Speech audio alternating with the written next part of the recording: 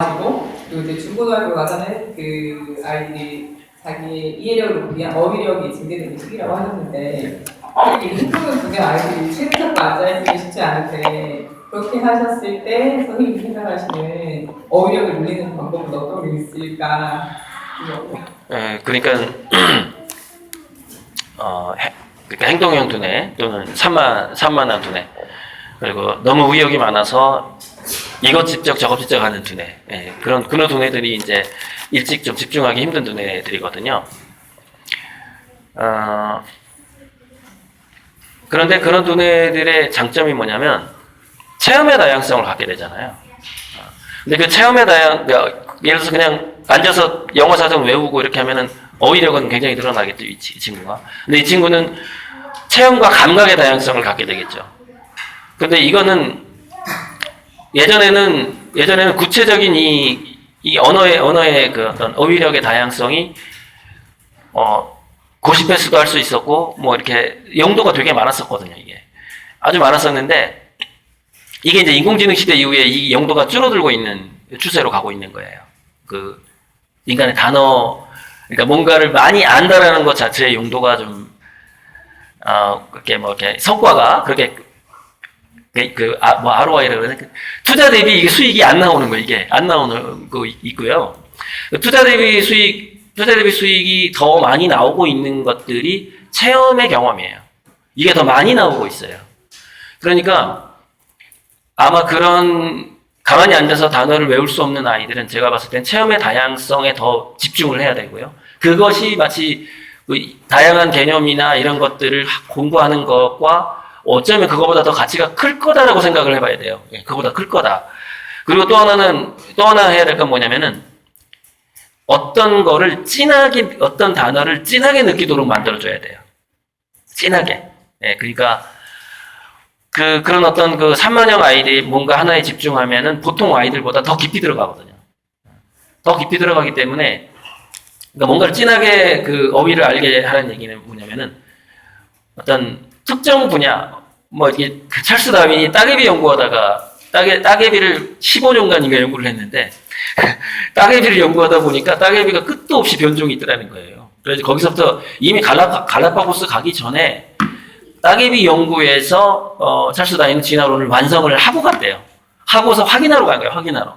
거기 가서 아이디어를 얻은 게 아니라는 거예요. 그것처럼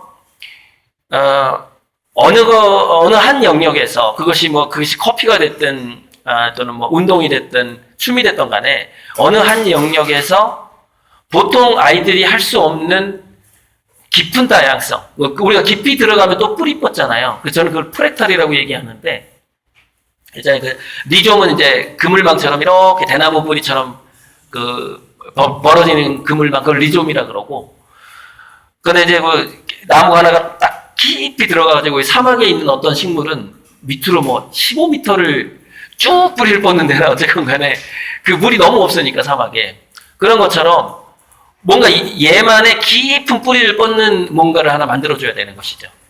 그럼 이게 나중에 굉장한 어떤, 되는 거고, 그런 애들이 또 뭐가 좋아지냐면 직감이 좋아지거든요. 직감이. 그래서 버진그룹의 아무튼 그 사람, 버진그룹의 그 회장도 나오고 했던 어떤 책이 있었는데, 그 책이 이제 어떤 책이었냐면, 정선주 작가의 학력 파괴자들보다 훨씬 먼저 읽었던 제가 책인데, 실리콘밸리의 그 CEO들을 다룬 책이었어요. 근데, 여러분, 실리콘밸리의 그 CEO들의 50%가 학습장애가 있었다라고 조사가 되거든요. 일반인들은 학습장애가 8%예요. 근데 그 실리콘밸리 CEO들은 학습장애를 겪은 게 50%가 나와요. 그러니까 얘네들이 3만형 두뇌인 거예요. CEO들이. 근데 3만형 두뇌들이 뭐를 잘하냐면 얘네들이 약간 좀 감각적이고 이미지와 관련된 체험들을 많이 하기 때문에 이제 그 CEO, 어떤 CEO가 하는 얘기야. 난독증이 있는 CEO인데 아예 책을 읽을 수 없는 CEO가 있어요. 그래서 그 CEO는 책을 대신 읽어주는 사람이 있고, 브리핑, 귀로만 들어야 돼. 말로만 들어야 되는 CEO가 있어요. 책을 아예 못 읽어요. 난독증이 얼마나 심각하면요. 단어들이 막 이게 춤춘대요. 여기서 읽을 수가 없어요. 아예 책을 못 읽는 사람인데 대단한 실리콘밸리 CEO죠. 그런데 이 사람이 그 책에다 뭐라고 썼냐면은 자기는 하버드대 나온 뭐 직원들이 많대. 하버드니 뭐 예일이니 뭐 MIT니 직원들이 많아. 큰 회사의 그 회장이니까. 자기가 하는 일은 뭐냐면 걔네들을 앉혀놓고 회의를 시킨대요.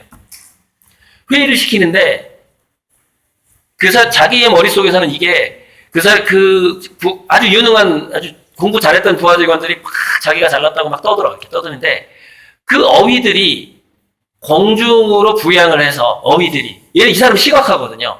공중으로 부양해서 지들이 아주 좋은 그 어떤 기획안 형태로 조립을 한다는 거야. 이 사람은 어휘력이 없어. 어휘력이 없는데 어떤 사업에 대해서 얘기를 들으면요. 아이디어가 머릿속에서 스스로 조립이 돼요. 근데 이게 구조화되면서 조립이 되기 때문에 그것을 실행하면 실패하지 않는 거예요. 여러분 실행했을 때 어떤 아이디어를 실행했을 때 왜 실패를 하냐면요. 입체화된 계획이 아니기 때문에 그래요. 근데 입체화되지 않은 계획을 정말 잘 세우는 사람들이 공무원들이에요. 공무원들하고 교대사대 출신하고 공부 열심히 해가지고 명문대 나온 사람들이요. 입체화되지 않은 계획을 너무 잘 세워요. 그러니까 페이퍼로 보면은요. 너무 좋아. 너무 훌륭해. 해보면 안 되는 거야. 해보면 안 돼. 최근에 그 황교 누구라고 있잖아요. 황교 누구라고 그 완전히 입체화되지 않은 그 머리를 가지고 있는 사람 있잖아요. 고시 공부하느라고 너무 거시기 해가지고. 그래가지고 뭐 외국인 근로자들 더 돈을 더 적게 돈을 적게 주면은요 한국인들이 훨씬 더 많이 실업자가 된다는 거예요. 네, 그런 입체화되지 않은 판단, 입체화된 좀 기획을 써요. 그래서 집안을 말아먹는 거예요. 나라까지 말아먹어요. 그런데 그 정말 난독적으로 책 한 번도 안 읽었던 사람이 실리콘밸리 CEO가 되면서 국가에 엄청난 많은 세금을 내고 있고요. 그 사람이 그 명문대생들, 실업자들 명문대생들을 부하 직원으로 고용하고 있고요. 실질적인 창의성을 발휘하고 있잖아요. 어휘력이 전혀 없었는데도 불구하고. 근데 그런 사람들이 25세가 딱 넘어가게 되면은 자기가 경험했던 감각 체험하고 25세 이후에 책을 읽거나 다른 사람들의 말을 듣거나 하는 그 어휘가 결합하기 시작해요.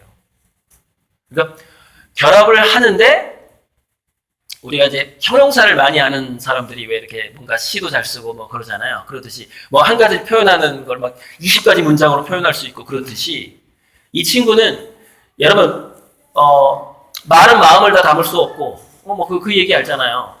또 뭐는 뭘 다 담을 수 없고 그런 말을 다 담을 수 없고 이런 이야기가 있듯이 체험형으로 다양성을 가진 사람들은요. 언어가 가지고 있지 않은 다양한 스펙트럼을 갖게 돼요. 그 언어나 기획안이 가지고 있지 않은. 그래서 굉장히 그 좁은 문의 1, 2%, 0.1%의 가능성에 투자를 하면 이게 돈이 된다는 것을 굉장히 잘 느껴요. 그래서 더 창의적이고 더 용기 있게 나가고 막 그러는 거예요. 그런 사람들이. 그게 이제 직감력이 발달한다고 하죠. 아무튼 여기까지만 대답하겠습니다. 네. 질문은 모아가지고 좀 비슷비슷한 질문도 있을 수 있으니까요. 모아가지고 우리 또 질문 있으니까. 네.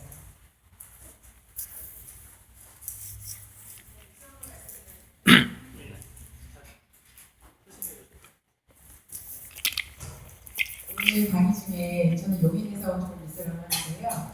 오늘 강의 중에 저는 태어난 확신, 창의, 인성 교육에서 창의는 감사하면서 나오고 연기.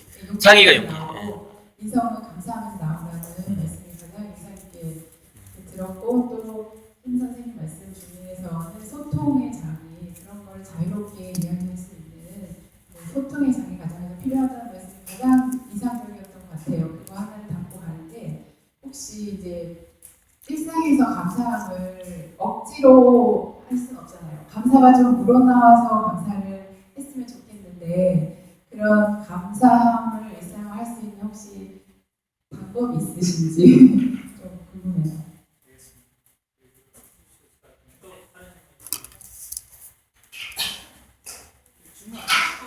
계속 남아 계세요?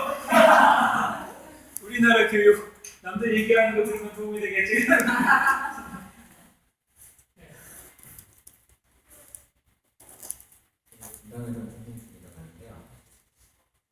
저희 집의 개인적인 건데 오감처럼 내는 것들이 저는 밖에 같이 유치적으로 끌어올고 체험하고 이런 걸 생각했는데 제 아이의 성향이 청일 유튜버 보면서 나시랑 청일 유튜버 보면서 거기에 빠져들거나 이런 거로 그래도 그런 오감처럼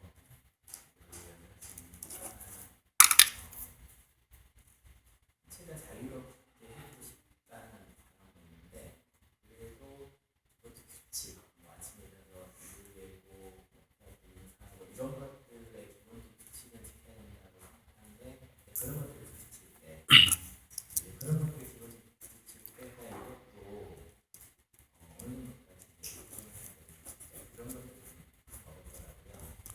TV는 없는데 인터넷이나 게임을 내가 하고 싶어하는데 그러면 되게 힘들어서 차단을 시키려면 내가 차단할 때 부딪히게 되고 이런 것들이 손에서 부딪히게 되는 게 그래서 하나의 고민이 되는 거예요. 근데 그냥 아이와 관계가 아이가 좀 자유롭게 소통은 아빠는 뭐 하고 싶은 거 하고 싶어 이렇게 얘기했을 때 그렇게 대화하는 게 아이가 이거 하면 아빠 싫어할 텐데 라고 말하는 게 있고 아빠가 이거 하면 아니 안 해줄 거야 즐기는 거 있는데 뭐 이거 안 해줄 거야 하고 얘기해 되는데 과연 이런 것들을 알 때는 이렇게 그런 것 가지고 이렇게 얘기해야 된다 되는 건 아닌데 그런 부분에 꼭 하나씩 얘기하라고 그런 말씀을 드려서 그런 현실적인 사항이에요. 네. 또한 질문만 더 먹을게요. 네.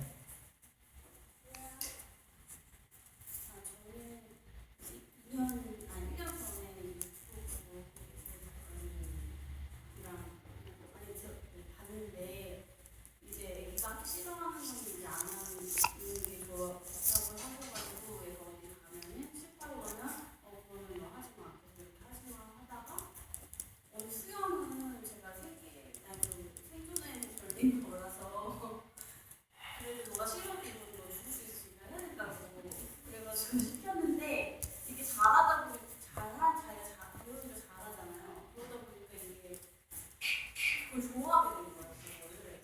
그래서 생각해보니까 지금까지 얘가 실패하고 한두 번 보내고 실패하고 다 그런 것들 잘할 수 있는 것도 별로 없고 흥미 갖는 것도 별로 없고 근데 이제 잘하게 되니까 흥미를 갖게 되더라고요. 그래서 계속 얘가 실패하고 했을 때 그래도 흥미 있게 엄마가 시켜야 되는 거지 잘하게 되면 좋아하게 되니까 이제 학교를 이제 유치원 때까지 이제 실패하면 안 시키고 그리고 이제 학교를 가니까 사교육을 받으면 되게 많은 거예요. 걔네들을 봤는데 걔네들이 오히려 공부가 더 많이 돼 있는 거예요. 제 애보다 얘는 웬만하면 다 실패하고 그러고 엄마가 이제 실패를 안 시키는 거 아니까 별로 안 가고 싶어. 그래서 결과적으로는 동기부여가 다른 그 사교를 많이 받으니까 덜 받았다는 거예요. 걔네들은 하고 싶은 게 너무 많고 제가 잘하게 되니까 칭찬도 옆에서 해주니까 이제 더 공부가 되는 것 같은 걸 볼 때 내가 조금 얘가 실패를 해도 푸시를 잘할 때까지 해줘야겠다. 잘한 다음에 결정을 내가 하게 해줘야겠다. 세 가지니까 답변 끝내고 일단은 세 번째 분은 이제 뭔가를 시키려고 하는 게 약간 주변에 압박이 있는 것 같아요. 그러니까 이걸 잘했으면 좋겠다 하는 약간 그런 압박이 있으니까 우리 애가 이거를 좀 잘하다 보면 나중에 좋아하게 되지 않을까 이제 그런 생각을 하시는 거잖아.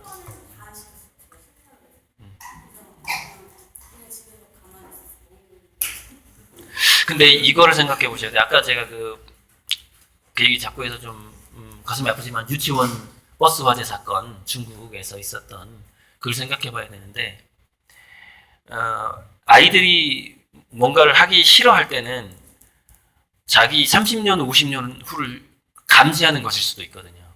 그런 생각을 늘 해봐야 돼요. 왜 아이는 지금 다 싫어하다가 수영만 좋아할까라는 시켰더니 잘. 그러니까 시켰더니 잘했다라는 거죠. 그런데 근데 어찌됐건 간에 시키는 과정에서 강력하게 거부하는 것이 있을 것이고 좀 조금 거부하는 것이 있을 거고 그 정도는 감지할 수가 있잖아요. 그래서 강하게 거부하는 것들은 되게 그 아이가 본능적으로 이게 내 인생에 이게 진짜 쓸모없는 투자 같아. 그걸 느낄 수가 있거든요. 느끼니까 더 강하게 거부를 하는 것이죠. 그래서 이 아이가 그 미래를 느낄 수 있다라는 것을 감지할 수 있다라는 것 가능성을 믿으면서 이렇게 대응을 하다 보면은 오히려 더 감각이 뭘 더 한번 잘할 수 있는 기회를 줘볼까 내가 어떤 뭐 학원을 보내볼까 하는 데 있어서 선택하는 데 도움이 되시리라고 생각을 해요. 그 믿음을 갖는 게. 대답이 충분히 안 되나요 이걸로? 짜 구체적이게. 푸시를 하는 과정에서 그 거부 반응이 다를 거란 얘기죠. 근데 어쨌건 10살까지는 다양하게 해보라는 걸 저는 권하거든요. 시도를. 그리고 하루만 하고, 그래서 학원을 한 달치 돈을 냈는데 하루만 하고 엄마 하기 싫어 그러면 혹시 환불이 안 되는 학원비면 그거 아까워하지 말라는 거예요. 하루 해봤잖아. 이렇게. 싫은 걸 알았잖아. 그 에디슨이 왜 999가지인가? 전구가 안 켜지는 방법을 나는 발견했어. 이렇게 얘기하는 것처럼 얘가 싫어하는 걸 발견했어. 이제 이렇게 그런 태도로 가다 보면은 되게 엄마의 감각도 좋아지거든요. 아이의 눈빛을 보면서. 네, 좋아하면은 지금 우리 아버님 여쭤보신 것도 그런데 저희가 자꾸 이제 미래 교육의 어떤 그 키워드는 어떤 틀이나 정해진 그런 것을 좀 벗어나서 좀 다양하고 자율적인 시도를 해야 된다고 그러니까 아이들을 방임하고 방치하고 아까 그런 얘기잖아요. 그냥 그런 부분에서 그냥 어떻게 보면 좀 참아야 될 때도 뭐 못하게 하고 원하는 대로만 해주라고 그렇게도 혼돈이 올 수 있는데 제가 우리 지금 유대인교육적인 관점에서 이렇게 설명을 하면 이렇게 설명을 드리거든요. 인지교육은 관대하고 인성교육은 엄격하다. 인성과 지혜 영역에서는 부모가 생각하는 원칙이 있다면 그걸 밀어붙이는 거예요. 얘 아침에 일찍 일어나야 되고 그거는 기본이야. 그리고 또 성실하고 그 대신에 네가 뭐 학원을 다니든 뭐 학원 그 가의 탤런트에 관련된 거 있죠. 그다음에 인지에 관련, 베네시티질에 관련된 거는 네 맘대로 해줄 수 있고 인성적인 부분은 너가 12살 때까지 성인식을 할 때까지 엄마 아빠랑 같이 사는 동안은 우리 집안의 룰이거든 이게. 그걸 따라줘야 돼. 이게 엄마 아빠가 위로부터 저기 물려받고 그런 부분이니까 그걸 열심히 지키려고. 그게 너무 싫고 그러면 네가 이제 스스로 독립해. 독립해서 빨리빨리 나가고 빨리 결혼해서 나가려고 생각하고 그 준비를 해가지고 너의 가정을 이루어서 너가 생각하는 아침에 그냥 10시, 11시까지 자는 게 우리 집의 전통이다. 그렇게 한번 만들어서 그 가정을 두고 어디가. 그 대신에 엄마 아빠랑 사는 동안에는 아침에 7시는 일어나야 되고 어떤 이거 엄마 아빠가 믿는 거거든. 그리고 그렇게 하지 않으면 굉장히 불편하고 그러기 때문에 그 대신 이 최소한의 이 한두 가지 이거를 빼고는 네가 재능적인 부분에 있어서는 마음대로 할 수 있어. 그래서 사실은 그 수영을 시키거나 그런 건 저는 마이너한 부분이라고 보거든요. 그게 하기 싫어서 근데 나는 소신이 있어서 좀 시켰는데 할 수도 있고 또 안 할 수도 있고 공부는 또 그렇게 해가지고 또 그러면 싫은 거 다 방치했더니 안 한다고 그러는데 이렇게 했더니 좀 좋아지고 공부도 그러겠지? 라고 생각해서 뭐 이런 건데 공부를 진짜 막 거부하는 거 이러고 수도 있잖아요. 그런 부분은 되고 안 되고의 어떤 차이들이 좀 다양하게 나타날 수 있어요. 그래서 그런 부분은 근데 우리 지금 현재 우리 한국교육 문제처럼 거꾸로 한다는 거예요. 인성교육은 관대하고 인지교육은 엄격해요. 어른들한테 인사 안 하는 건 그럴 수도 있지. 친구 뭐랑 사이에 문제 있고 뭐 그럴 수도 있지 그랬는데 부모는 안 풀면 큰일 나는 거고 뭔가 이게 학원 안 가면 난리 나는 거고 이런 식으로 지금 생각되는 게 사실은 대부분의 보편적인 거기 때문에 오히려는 이 부분이 그러면 되려면 어떤 거를 그럼 정하고 어떤 걸 안 정하는 문제를 보면 결국 부모의 가치관과 철학이죠. 그래서 자꾸 얘기해야 되는 게 애를 키우려고 하지 말고 부모를 키우라고. 자기가 내가 그러면 가장 중요한 다른 거 다 못하고 하기 싫어하고 그래도 이것만큼은 최소한 하나를 해야 돼 라고 하는 그게 정말 있는가 그 부분을 나눌 수 있는 시간이 있는가. 사실은 저희 오늘도 이제 1박 2일 세미나 우리가 하거든요. 우리 끝나고 나서 1박 2일 세미나를 우리 계속 우리 필리핀도 갔다 오고 고생교육도 같이 하고 그런 과정도 하고 있는데 우리 그 안에서의 모임에서는 애들 공부 잘하는 거 별로 관심 없어. 인격이 성숙했는가? 네가 한 주일 동안 실패와 어려운 활동에서 뭔가 새로 배웠는가? 우리 지금 가정도 있고 그랬는데 지난번에 무슨 사건이 있어서 우리 한 가정 금식했어요. 아까도 지금 그 결핍 체험가 이렇게 없다고 그랬는데 학교 안 가고 하루 종일 금식했어. 무슨 학교에서 문제가 있어. 그러면서 같이 해보니까 그 이전에는 같이 뭐 엄마 아빠랑 책 읽고 그러면 아 이거 할 때 뭐 이런 반응이었는데 좀 진지해졌어. 무슨 상황이 벌어진 다음에 그 부분에 대해서 우리가 반성하고 내 문제 때문에 엄마 아빠가 금식하면서 지금 뭔가 이걸 반성하고 이런 뭔가 심각해진 걸 좀 느낀 거예요. 요즘 자꾸 우리 아이들 너무 생각이 왜 없을까 막 그런 게 사실 고민이 많잖아요. 그런 부분에서 학교 가는 것보다 더 중요한 게 지금 이 상황에서는 금식하고 좀 반성하는 거라고 하는 그런 소신이 사실 있어야 되거든요. 그래서 그런 부분에 근데 그게 하루아침에 되는 건 아니니까 계속 하루하루 이렇게 살면서 아이의 인생에 있어서 정말 중요한 게 뭔가 그 한두 가지가 확실히 있으면 우리가 안 하고 있는 거에 대한 불안함이 안 생겨요. 내가 이것도 하고 학원도 가고 그다음에 일체능도 잘했으면 좋겠고 이렇게 또 여기서 뭐 어떤 토론이 좋다니까 그것도 시켜보고 하버타도 한번 가보고 이런 식으로 하면 이제 정신 없는 거야. 이게 아유 우리 어떻게 이걸 다 여기서 들어보면 이것도 중요한 것 같고 미래에서 이것도 좋은 것 같고 또 다른 인지교육에서 성과가 나는 집안을 보면 또 그것도 중요한 것 같고 종이접기도 중요한 것 같고 코딩도 중요한 것 같고 다 그런 거죠.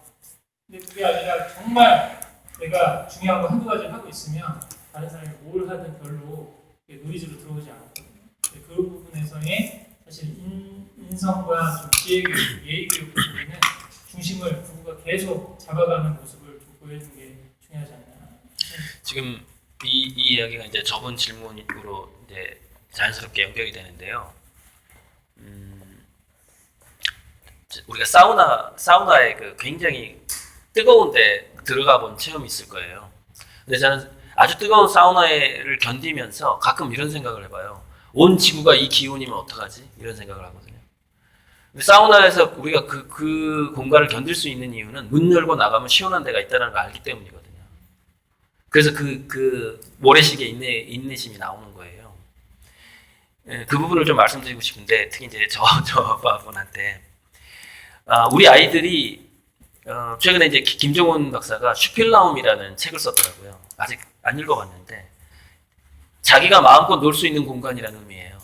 독일어고 슈필라움인데 제가 계속해서 아이가 요즘에 아파트 환경에서 아이가 마음껏 어질러도 되는 공간이 없다라는 거예요. 이게 즉 사우나에서 시원한 바깥 공기가 없고 뜨거운 곳만 있는 거예요. 한증막만 있는 한증막만. 그러니까 온 집안을 한증막으로 만드는 가정이 꽤 많은 거죠. 그 아이가 느끼기 한증막인 거예요. 견뎌야만 하는 그 사우나인 거죠.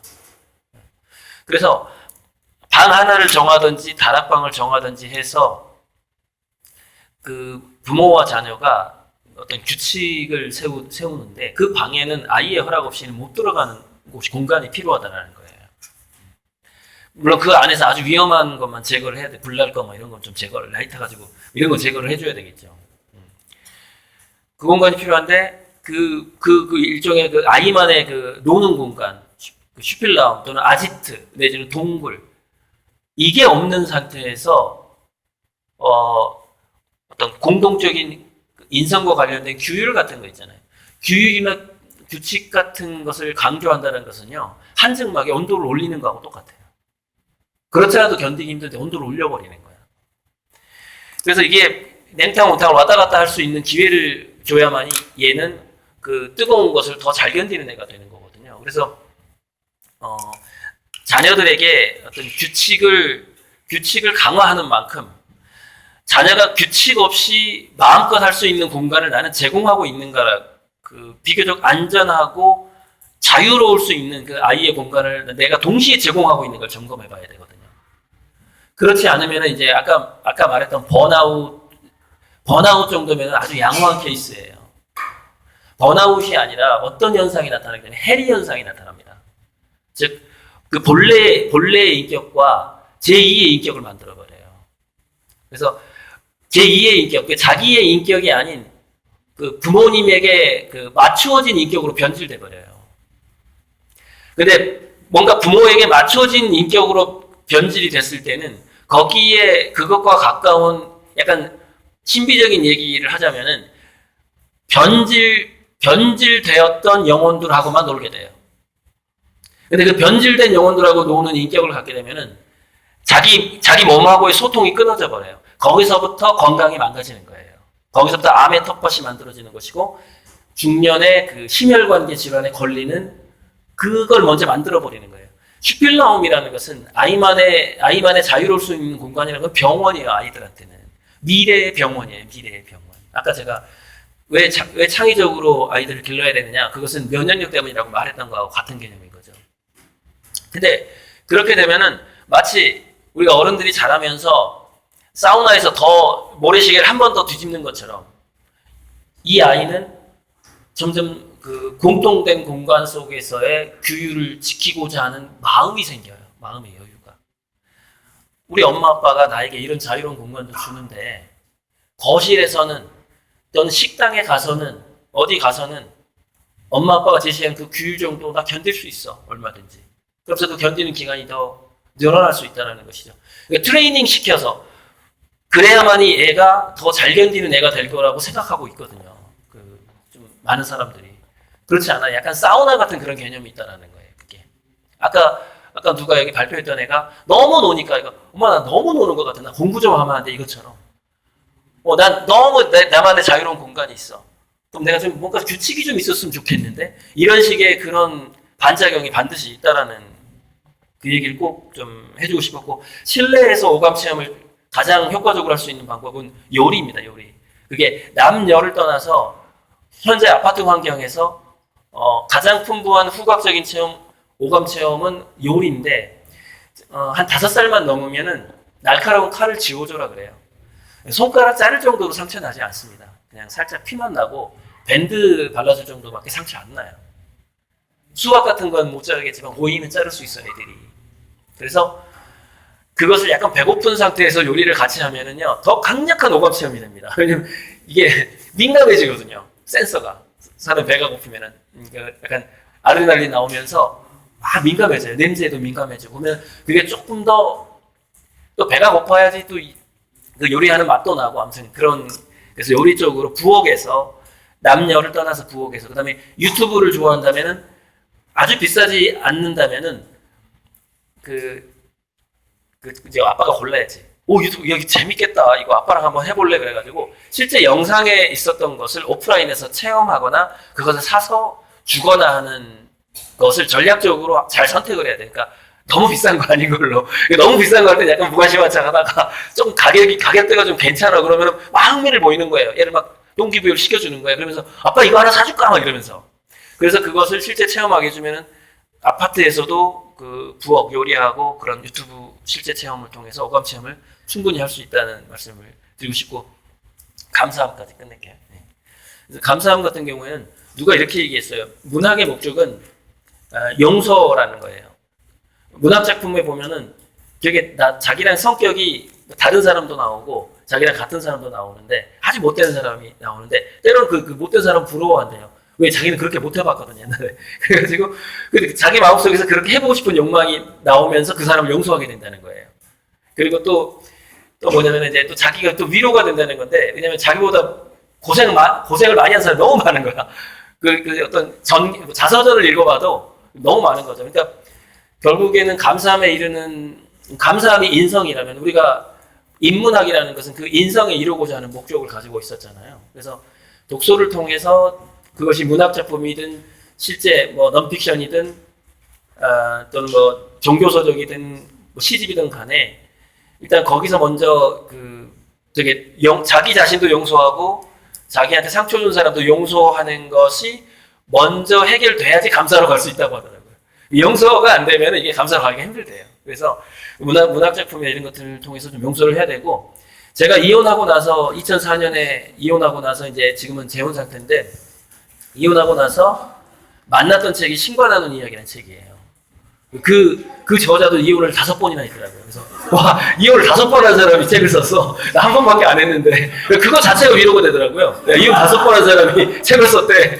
거기 그거 자체부터 위로가 되기 시작하면서 그 책을 읽었는데 이제 우리가 흔히 가지고 있었던 신에 대한 고정관념을 이렇게 하면서 이제 그 1권에 보면은 이렇게 나오거든요. 나는 너가 원하는 걸 원한다라는 그 짧은 문구가 나와요. 신과 나눈 이야기 1권을 보면 표지에가. 그거를 보게 되면은 그 약간 신관하는 이야기에서는요, 그 닐 도널드 워시가 평행우주론을 공부한 사람이 아니었어요. 그 당시에. 그래서 그 어떤 신이라고 추정되는 어떤 인물이 닐 도널드 워시한테 막 여러 가지 얘기를 해주는데 분명히 평행우주론 얘기를 하는 거예요. 하는 건데 그 책에서는 막 다른 식으로 돌려서 얘기를 하더라고. 왜냐면 그 글을 쓰는 사람한테 맞춰주는 거거든요. 그 어떤 그 영감을 주는 그 존재, 심리라는 존재가 맞춰주게 되는데, 그래서 그걸 보게 되면은 평행우주론 얘기 굉장히 많이 나옵니다. 신관하는 이야기에서. 거기서 뭐가 나오냐면은 지금 현재 내가 체험하고 있는 거, 뭐 상처라든가 이런 것들이 자기가 의도했다는 얘기를 계속해요. 거기서. 그러니까 자기 그 외모, 이게 모든 것까지 네가 의도했기 때문에 지금 현재 너는 이 상태에 있다는 얘기를 계속하거든요. 그러니까 그것을 알아차리게 되면은 그 다양한 평행 우주 중에서 나는 왜 이 모습으로 2019년에 한국에서 지금 이렇게 살고 있을까라는 것에 대해서 일단 이것이 굉장한 나의 영혼에, 그것도 신과 합의가 끝난, 그리고 합의가 다른 모든 영혼하고 합의가 끝났다는 거예요. 현재 이 나의 모습이 전부 합의가 끝난 상황이라는 거예요. 그래서 지금 여기서 자기는 어떤 새로운 또 삶을 위해서 현재 도전 중이라는 것이죠. 그러니까 그것 자체가 또 용서의 기반이 돼요. 그렇게 생각해 보는 것 자체가. 그래서 그런 측면 때문에 제가 한번 권유를 해주는 것이고, 자기 선택에 자기가 자기 자신을 이의 모습으로 이 시대를 자기가 선택했다라는 것에 어떤 무한한 어떤 목적성, 뭐 이런 것들을 먼저 느껴야만 용서와 감사 단계로 넘어갈 수 있거든요. 근데 과거의 성현들이 그 종교의 지도자들도 마찬가지고 그것을 느끼기 위해서 굉장히 노력을 많이 했고요. 그럼 예수님의 설교라든가 뭐 부처님의 이야기라든가 뭐 마호멧이라든가 제가 종교 서적을 다 읽어봤거든요. 코란까지 읽어봤거든요. 그런 데서 지속적으로 얘기하는 게 그걸 느끼라고 계속 얘기합니다. 그러니까 뭐 신라의 표현에 의하면은 너는 이미 천국에 가 있고 신은 너에게 천사만 보내줬다라는 거예요. 악마처럼 보이는 게 사실 천사라는 게 가면 쓴 천사라는 거예요. 뭐 이런 얘기 계속 나오거든요. 그러니까 제가 여기까지 하겠습니다. 네. 감사합니다. 우리 더 질문. 네. 다른 분들 안 바꾸신가 보네? 그래도 안 바꾸시나? 그 중학교 2학년 남자거든요. 운동을 좋아하고 기계를 만지는 걸 좋아하고. 근데 생활에서 질문을 하면 자기 경험 밖의 일은 몰라. 이거를 끊임없이 반복해야. 이럴 때 제옥 씨는 그 몰라 대신 몰라로 단절이 되니까 이 아이가 얘기를 하고 싶은 거예요. 근데 이 아이의 성향은 알겠고 언어적인 피곤함을 느끼는 것 같은데 제 욕심대로 대화를 더 진행하는 게 나을지 이 시기에 몰라를 인정해주는 게 나을지 그게 잘 힘들어요. 알겠습니다. 또 다른 질문 있으신가요? 또?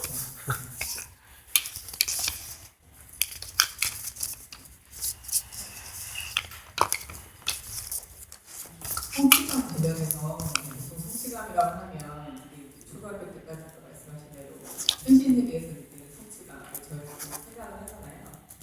근데 이제 저희 아이들 게임을 하는데 게임을 좋아하는 거니까 그 게임 책도 보고 이제 그걸 실제로 해가지고 해보기도 하고 사실 제가 물어봤거든요. 게임이 하고 싶니? 그랬더니 너무 이제 주말마다 하기로 했는데 자꾸 이제 그 얘기를 많이 해서 물어봤더니 뭐 하나를 다 하고 나서 성취감이 들어오더라고요. 이 성취감이라는 게 저희가 일반적으로 느끼는 현실에서 느끼는 성취감과 그런 이제 자기가 공부했고 그걸 다방적에서 느끼는 성취감이 동시에 될 수 있는지 또 다른 질문 있으신가요? 그러면 정식적이는 이 답변까지. 저는 지금 1학년 딸을 키우고 있는 엄마인데요. 아까 선생님 말씀에 교대 사례 나오고 애매하게 공부해서 또 시키는 대로만 하고 제가 그렇게 잘한 타입이라고 생각하거든요. 그래서 놀 줄 몰라요. 근데 저는 아이는 놀게 해주고 싶어요. 놀 줄 모르는 엄마가 어떤 방식으로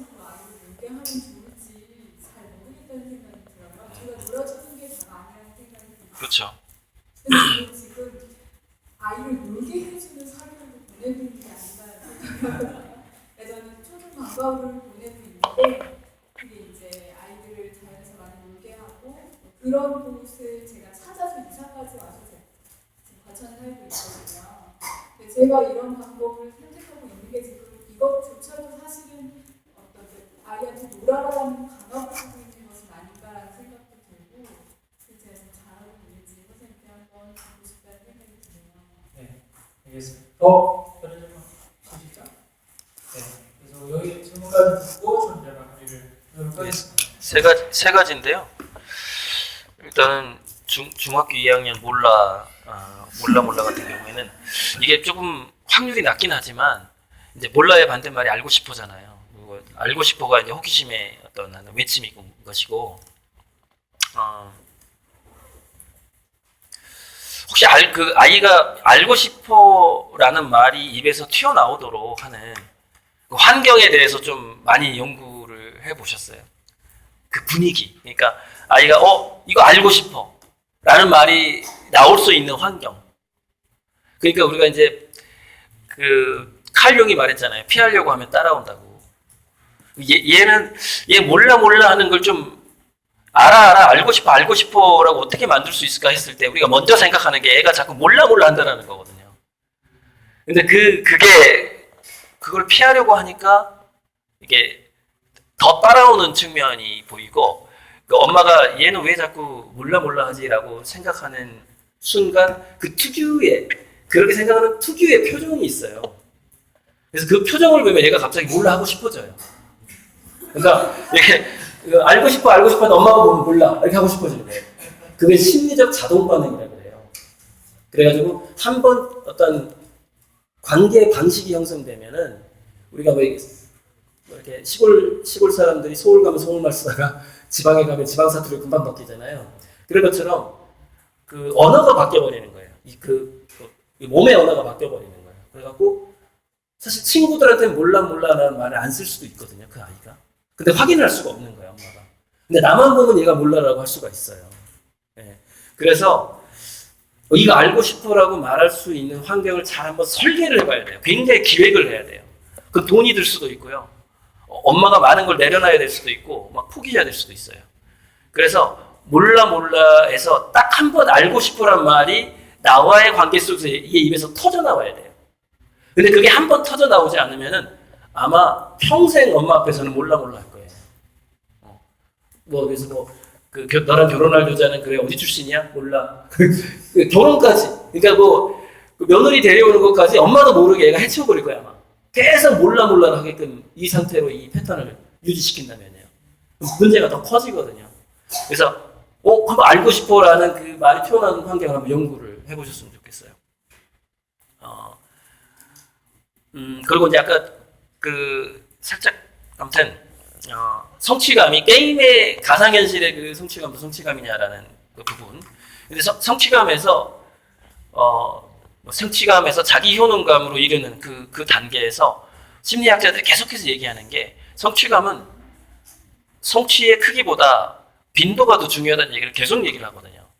그래서 나이가 어릴수록 그 기승전결의 시간이 짧아야 돼요. 어떤 성취의 결론으로 이르는 시작해서 결론으로 이르는 게 예를 들어서 5분 내에 끝나야 되는 나이가 있고 10분 내에 끝나야 되는 나이가 있고 그게 이제 그 개인차가 있죠. 근데 예를 들어서 굉장히 그 성숙한 어른이라면 한 50년은 기다리거든요. 정말 올해 씨앗을 펴서 50년 후에 내가 뭘 하겠다 뭐 그런 걸 계획하는 사람도 있어요. 그 어른들 중에서는. 근데 아이들은 50년을 기승전결을 하지 못하거든요. 그런데 그 공교육을 다니면서 아이들이 왜 성취감을 잃어버리냐에 대한 제가 예전에 책을 읽은 그 기억이 나는데 수학이라는 것이 기승전만 있대요. 결이 없다는 거예요. 아이들이 뭘 보고 경악을 하냐면은 초등학교 예전에 동화전과 이렇게 표준전과 보다가 중학교 언니들이 가지고 있는 너는 전과는 아니고 책이 얇은데 책이 한 20-30권 있는 거 보고 경악을 한다는 거야. 그걸 합치면 두께가 이렇게 돼버려요. 자기가 동화전과 영화냈는데 20권을 합치니까 높이가 이래는 거예요. 중고등학생들이 가지고 다니는 책이. 그래서 거기서 이걸 느낀대요. 아, 동화적과는 안 끝나는구나, 수학 영어가. 그래서 고등학생들이 가지고 다니는 거 보고, 그 다음에 대학생들이 가지고는 뭐, GRE 뭐, 토플 공부한 거 보니까는 영어 책이 동화적과 두께야. 이게 영어 한 과목만 이렇게. 그래서 공교육 과목에서 아이들이 뭘 느끼냐면, 기승 전까지만 느끼고 결을 못 느낀대요. 결과. 그래서 중간고사 끝나자마자 그게 결과가 아니라 기말고사 어떻게 해야지 이렇게 된다는 거예요. 그래서 계속 기승전이래요. 공교육의 과목들이 대부분이 그렇다는 거예요. 근데 기승전결로 끝나는 과목이 몇 가지가 있대. 공교육 중에서. 그게 예체능이라는 거예요. 미술 만들기라든가 체육에서 축구 한 게임이라든가 뭐 돈 내기가 됐든 뭐가 됐든 거기서 기승전결로 끝난대요. 그래서 그 가상현실 체험이 나이에 따라서 공교육에서 기승전결 그 빈도에서 성취감을 느낄 수 있는 빈도가 나오지를 않는데 도대체 영어 수학에서 안 나온다는 거예요. 안 나오는데 게임에서는 나오잖아요. 그러니까 어쩌면 게임에서 그 성취감의 빈도를 느꼈을 때 그 아이는 심리적으로 뭐 이기는 두뇌라고 그러거든요. 이기는 거에 중독되는 두뇌가 되는 거예요. 이게 무슨 얘기냐면은 얘가 게임에서 여러 번 이겨본 거예요. 자, 오케이. 그렇죠. 만들기잖아, 일종의 가상현실 만들기인데, 오프라인에서 만들기 하면 시간이 오래 걸릴 수도 있는데, 빨리 끝나니까. 그래서 이 빈도가 아주 잦아지잖아요. 근데 나이가 어릴수록 그게 좋다는 얘기예요, 제 말은. 나이가 이제 들수록 조금 더 시간이 길어지는, 기승전결 시간이 길어지는 걸 이제 넘어가야 되는 것이죠. 장기 프로젝트로 넘어가야 돼요. 대학생 정도 되면은 1년짜리 프로젝트를 하잖아요. 아무튼. 그래서 그게 이기는 습관이 들게 되면 확률적으로 그게 어렸을 때 얘가 이제 뭔가를 많이 성취해봤잖아요. 만들어봤잖아요. 완성해봤잖아요. 예를 들어서. 완성의 그 경험이라고 합시다. 완성의 경험이 많으면 어른이 돼서도 뭔가를 시작했을 때 완성해내고 싶어 하거든요. 근데 어른이 됐을 때는 결국요, 완성해낸 놈이 이기는 놈이에요. 포기하면 끝이야. 그냥 지는 거예요. 근데 뭔가 목표를 세우고 완성하는 게 그게 이기는 거거든요. 어른이 됐을 때는. 자기만의 뭐 개성을 발휘하는 어떤 완성품이라 할지라도. 그래서 확률적으로 얘가 그 가상현실 속에서 완성해본 경험이 많아지고 있잖아요, 현재. 근데 어쩔 수 없이 미완성하는 경험들이 예를 들어서 오프라인에서 있다고 쳤을 때 얘는 그것을 만약에 가치 계산을 한다면 나의 완성률, 나의 승률은 85%야 이렇게 되는 거죠. 근데 얘가 가상현실에서 완성해본 경험이 없어. 그리고 공교육에서 영어 수학만 공부해요. 얘는요 승률이 없는 애가 돼버려요. 그래서 지는 두뇌가 돼버린다는 얘기예요. 이기는 두뇌가 되는 게 아니라. 재밌는 늑대 실험에서 아시죠? 늑대 실험에서 싸움을 잘하는 늑대 A, B, C급이 있는데 A하고 B하고 싸우면 A가 항상 이기고 B 늑대가 져요. 그런데 실제 했던 실험이래요. 그래서 그 사육사들이 그 실험자들이 의도적으로 B한테 A랑 대결을 안 시키는 거야. 계속 C급하고만 대결을 시켜. 그러니까 얘는 승률이 높아지는 거야. 자기는 진 적이 없어. 계속 그 C급하고만 싸우니까, 힘이 약한 늑대하고만 싸우니까. 그리고서 A급하고 B급을 싸움을 시켰더니 B급이 이기더라는 거예요. 자기가 지는 거는 이 세상에 없는 거야. 얘한테는. 그런 건 없어. 자기한테 미완성이란 없는 거야. 자기는 그냥 끝까지 완결해야 되는 거야. 그 승률을 높이는 방법이 될 수 있다는 얘기인 것이죠. 그 다음에, 엄마가 이제 잘 못 노는 지금 엄마 같다. 이 부분인데, 만약에 엄마라도요, 아무것도 안 하고, 정말 너는 진짜 생각도 하지 마, 이렇게 하면서, 한 며칠 또는 일주일간 아무것도 안 했을 때, 그럼 굉장히 심심해질 거 아닙니까? 굉장히 심심해졌을 때 맨 먼저 하고 싶은 거 있잖아요. 거기서부터 시작을 해야 된다는 거예요. 그게 이제 자기 놀 줄 아는 능력을 갖게 되는, 그게 단초가 되는 것이죠. 그런데 지금 심심해지지 않은 상태에서 나는 이걸 가지고 잘 노는 인간일까, 저걸 가지고 잘 노는 인간일까, 이걸 아무리 따져봐야 감지가 안 되는 거죠. 자기는 뭘 할 때 노는 인간이 되는지에 대해서 감지가 안 돼버리는 것이죠. 그래서 그 아이한테는 어쩌면, 엄마처럼 닮았을 거니까 DNA, 이 세상에 유전되지 않은 건 하나도 없습니다. 전부 유전돼요, 전부. 실시간으로 유전돼, 실시간으로 두뇌가 닮아버려, 실시간으로. 유전되지 않은 게 하나도 없어. 실시간도 유전되는데, 그러다 보니까 얘가 뭐냐면은 충분히 심심해지지 않는 상태에서 충분히 심심해지지 않는 상태에서 노는 걸 권장을 해버리면 확신이 안 드는 거야. 그걸 가지고 놀았을 때 내가 재밌을 거라는 확신이 안 들어버리는 것이죠. 확신이. 그러니까 조금 더 시간이 걸릴 가능성이 있다는 거예요. 그 아이가. 그래서 노는 학원을 막 보내는 거 좋아요. 1차적으로는. 왜? 일단은 자기가 이것저것 먹어봐야 나중에 배고플 때 가장 먼저 먹고 싶은 게 뭔지를 알 거니까. 그래서 막 보내보세요. 근데 그러다가 텀을 둬야 되는 거죠. 어떤 뭐 여행이 됐든 뭐가 됐든 와이파이도 안 되는 대로 한번 뭐 한 달 동안 일주일간 여행을 간다거나 뭐 텐트 안에 뭔가 그러면 얘가 굉장히 심심해지는 시간이 올 거 아닙니까? 그래서 그 계곡을 지나가야 된다는 얘기죠. 그럼 그 다음에 해법이 보이기 시작할 거예요. 체험하는 건 이제 중요해요. 여러 가지 하는 건 중요해요. 일단 맛은 봐야 되니까. 그 다음에 그걸 생각나게 하라는 거죠. 아주 심심하게 만든 다음에. 첫 번째 생각나는 게 뭔지. 그래서 그거를 일단 밀어주는 전략을 한번 가보셔야 돼요. 마지막으로 하나만 제가 얘기하고 마치도록 하겠습니다. 그 가장 고민이 되는 게 이제 우리 지금 사춘기로 접어든 아이들, 보통 고육학년 아니면 중학교 1학년 아이들을 어떻게 할 것인가. 우리가 지금 얘기하는 모든 좋은 것들을 사실 나이가 어리면 어릴수록 실천하고 부모가 본을 보여주기가 쉬운데 이제 자꾸 조금 이제 아이가 큰 아이가 있는 부모님들은 그래서 어쩌라고 지금 애가 이미 다 자아가 형성돼 있고 이렇게 변하기 힘들고 뭐 이렇게 지금 된 상황에서 이게 어떻게 되는가라는 좀 그런 걱정과 그런 좀 현실적으로 좀 마음이 무거워지는 경우들이 좋은 얘기는 들었는데 가는 발걸음이 가볍지가 않은 거예요. 약간 그런 상황에서는. 근데 오늘 얘기하신 거랑 우리 작가님이 얘기하신 거에 답이 있다고 생각해요. 아까 말씀하신 평행우주론적인 모든 게 플러스 마이너스가 있다는 거거든요.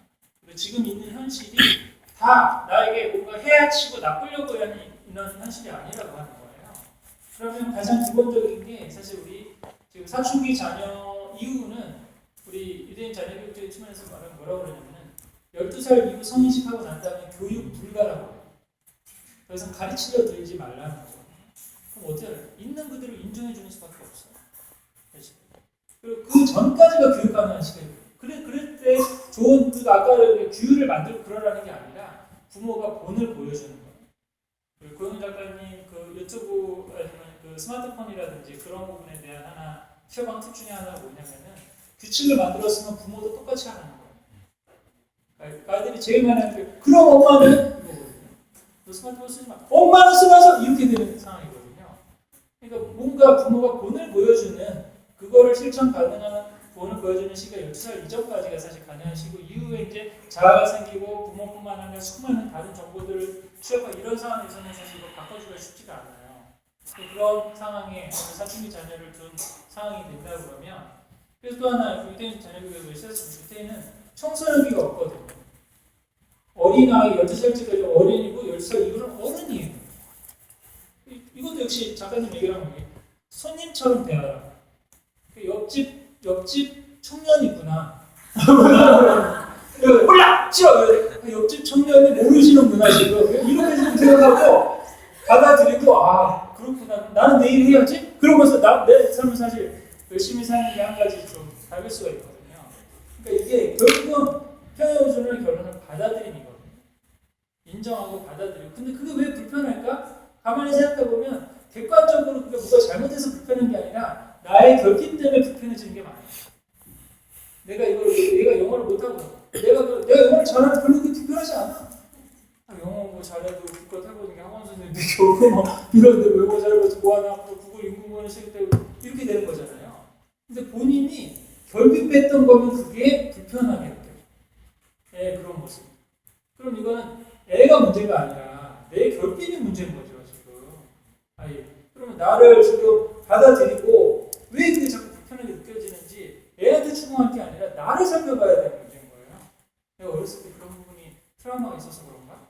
영어를 못해서 뭐 무시를 당하고 그래서 돈이 없어서 내가 뭐 그래서 그런가? 제대로 놀지 못하고 친구가 많지 못해서 그게 나한테 좀 트라우마가 있고 그래서 난 안 되지 이런 생각이 생겼나? 이런 거를 한번 돌이켜보면서 받아들이고 나를 조금씩 개선해 나가려고 하는 이런 걸 하다 보면 아이가 아닌 것 같은데 오면서 이렇게 따라와 있는 거예요. 우리 유대인 자녀교육 실천하는 과정 중에 한 분이 이제 아이가 첫애가 중학교 2학년 때 깨달았어요. 어떻게 아이를 키워야 된다. 지금까지 내가 애 키워왔던 방법이 다 너무 잘못되고 아빠는 꼰대 아빠만 모습 보여주고 알았어. 근데 얘를 지금 바꿔서 앉혀놓고 야 안식이 식탁 하자 그래도 그래요. 뭐 이 분이 거의 이렇게 된 거야. 아빠랑 얘기도 안 하려고. 그래서 전략을 어떻게 했냐면은 막내부터. 그리고 하나를 더 낳았어. 이렇게 기초 분석으로 뽀밥부터 다시 시작한 거예요. 새 출발을 한 거야. 그랬더니 첫에는 완전히 이게 문화가 돼가지고 너무 그냥 자연스럽게 안식이 식탁 하자 쪼르르 와가지고 다 이렇게 했거든요. 그래서 큰 애는 그냥 선택을 줬어. 하고 싶으면 하고 오고 싶으면 말하고.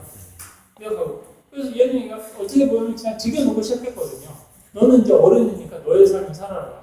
라고 하고 우리는 이걸 한번 해볼래. 그런 거 싫어한 거야. 그 복잡복잡 하고 그러니까 큰 애가 한번 방에만 처박혀 있다가 슬슬 나오기 시작하는 거야. 심심한 거지.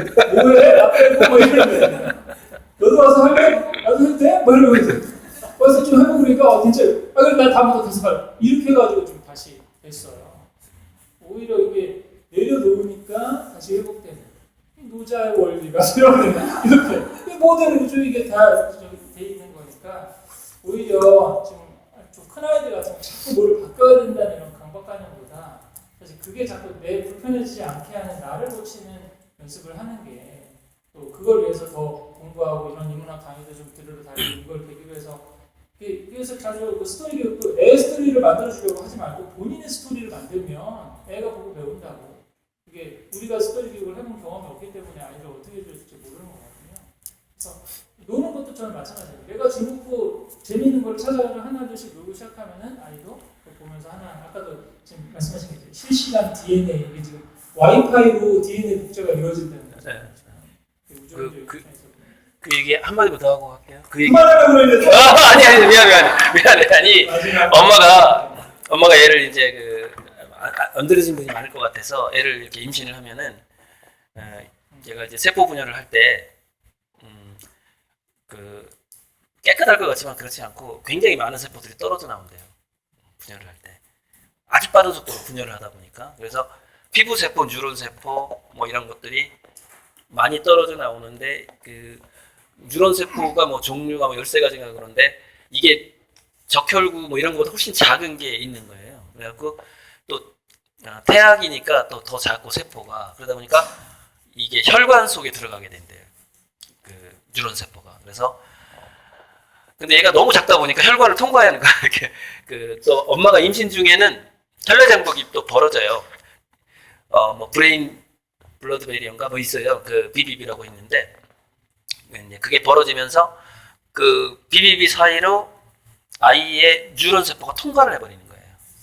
그래서 모든 엄마의 두뇌와 몸 속에는 그 자기 자식의 세포하고 DNA를 곳곳에 가지고 살아요.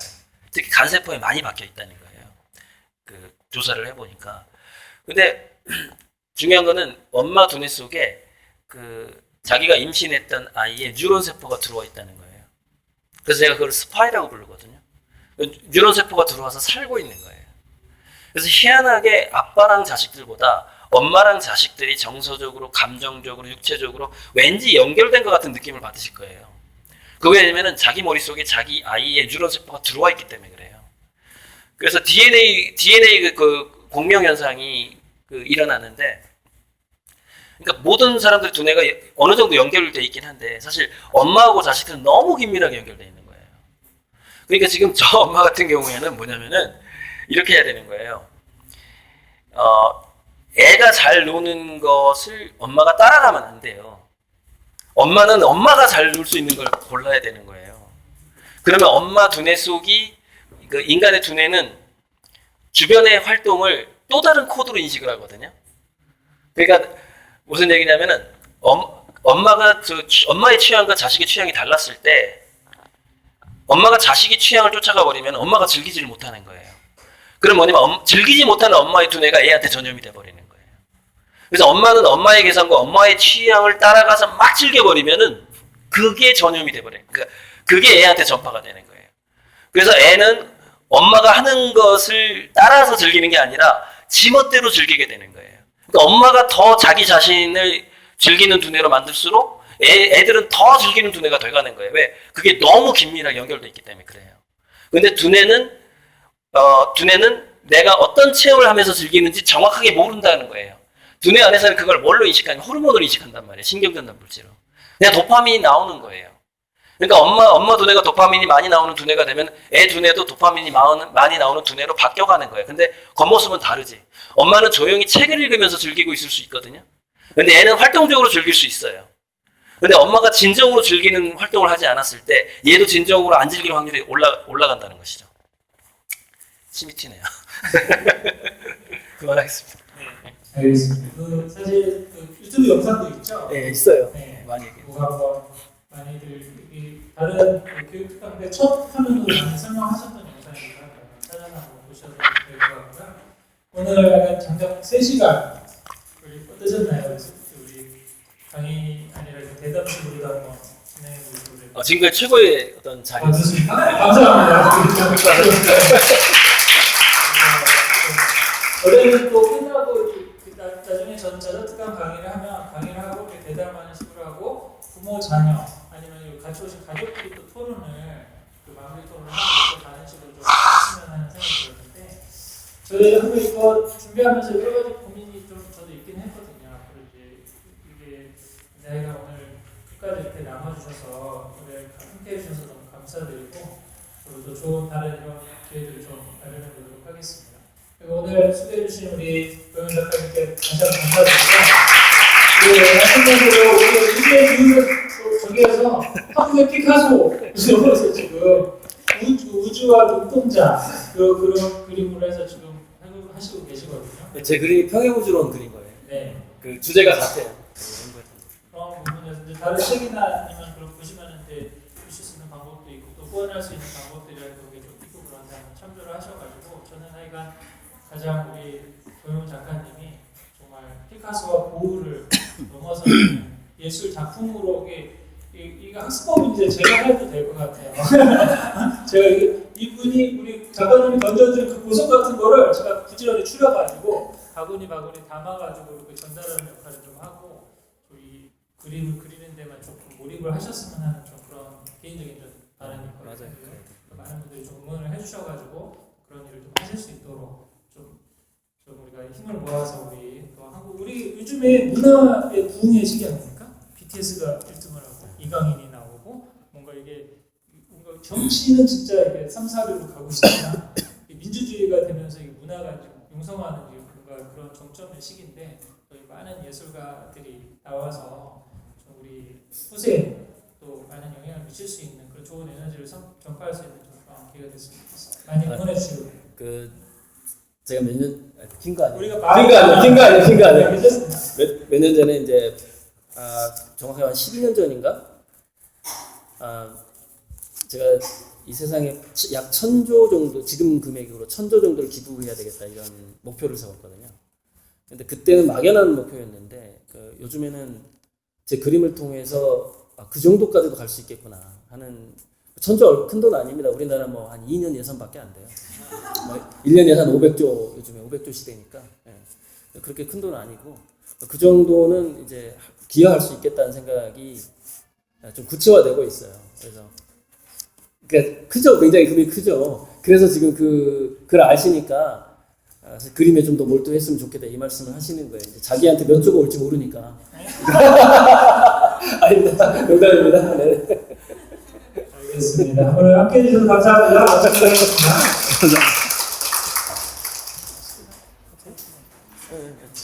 같이 하는 스텝 과정들이 있거든요. 자, 우리 스텝들님께서 좀 정리를 해주시고요. 우리 좋은 후기 또